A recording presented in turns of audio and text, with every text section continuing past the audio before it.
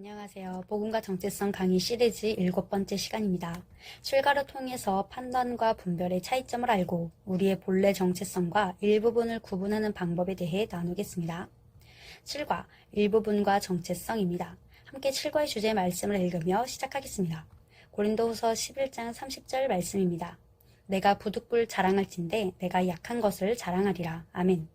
첫 번째, 판단과 분별의 차이점입니다. 성경을 보면 범사에 헤아려 분별함으로 좋은 것을 취하라고 말하면서 동시에 판단하거나 비판하지 말 것에 대해서도 말합니다. 판단이란 다른 사람을 향한 것뿐 아니라 우리 자신을 향한 것도 포함됩니다. 저와 여러분은 우리 자신을 분별하지 못하고 판단함으로써 우리의 일부분을 우리의 전부로 만들어버리는 실수를 자주 합니다. 판단은 사람과 나라를 향해 가치와 정체성을 훼손하는 것입니다.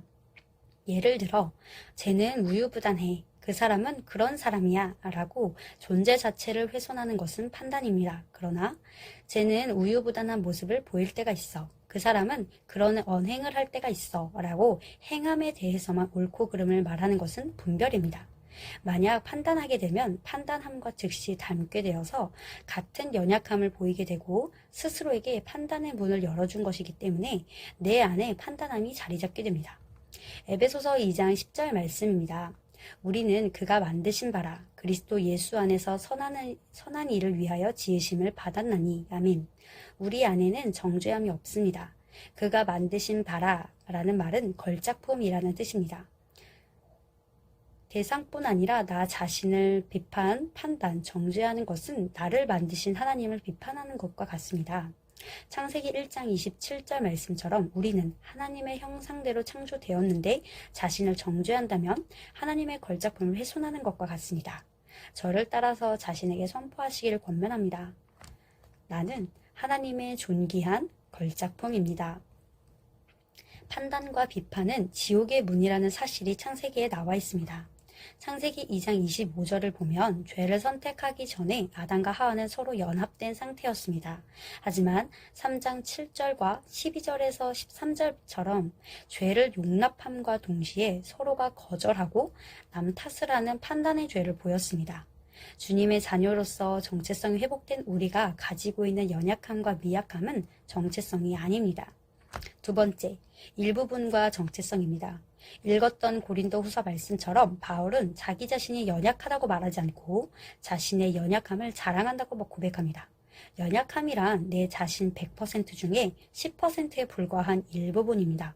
그런데 자신의 연약함을 모르고 내 연약함을 전부라고 생각한 상태에서 상대를 보게 되면 상대에게 있는 긍정적인 부분과 선함을 보는 관점이 약해져 있는 상태라서 상대의 연약함이 더 잘 보이고 상대를 판단할 뿐 아니라 판단함 그대로 자신에게 장착됩니다.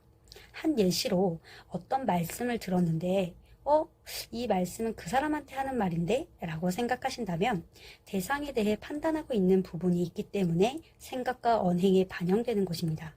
속으로 판단을 하던 직접 말로 판단하던 비성경적인 태도이기 때문에 결과는 동일합니다. 우리 존재 전부를 정의하는 것은 오직 진리로부터 오는 정체성뿐입니다. 때문에 우리 자신과 다른 사람을 연약한 사람으로 판단하지 않고 우리의 연약함을 분별함이 중요합니다. 그럴 때 하나님께서 우리의 연약함도 부족함 없이 채우실 것이며 채우시는 하나님의 사랑과 능력 안에서 우리의 약함이 성숙해져 갈 것입니다. 고린도서 12장 9절 말씀입니다. 나에게 이르시기를 내 은혜가 내게 족하도다. 이는 내 능력이 약한 데서 온전하여짐이라 하신지라. 그러므로 도리어 크게 기뻐함으로 나의 여러 약한 것들에 대하여 자랑하리니 이는 그리스도의 능력이 내게 머물게 하려 함이라. 아멘. 혼과 육의 약함은 일부분적으로 계속 있더라도 영의 선한 것이 혼과 육에 전달되어서 온전케 되는 것입니다. 우리는 연약함이 있는 상태에서 하나님의 자녀가 되고 하나님의 선하심을 삶에서 나타내고 있습니다. 약함이 없어야만 완성되는 것이 아니라 영의 완전한 상태 때문에 혼과 육의 약함이 성숙되어지는 것입니다. 때문에 말씀으로 영을 강건하게 세움이 중요합니다. 또 말씀에 합한 기도를 하시기를 축복합니다. 저와 여러분의 정체성, 영은 하나님의 자녀이기 때문에 완전한 의인입니다. 약함은 혼과 육의 일부분으로 있는 것이고 그것은 말씀으로 충분히 성숙되어 가고 있음을 믿고 자신을 축복하시길 권면합니다. 저와 여러분의 정체성에 대해 성경이 증거하는 바는 하나님을 대표하는 형상이라는 것입니다.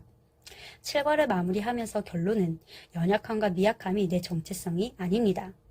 정체성과 일부분의 약함을 구분하게 되시고 판단함과 분별의 차이점을 알게 되어서 자유해지신 저와 여러분을 축복합니다.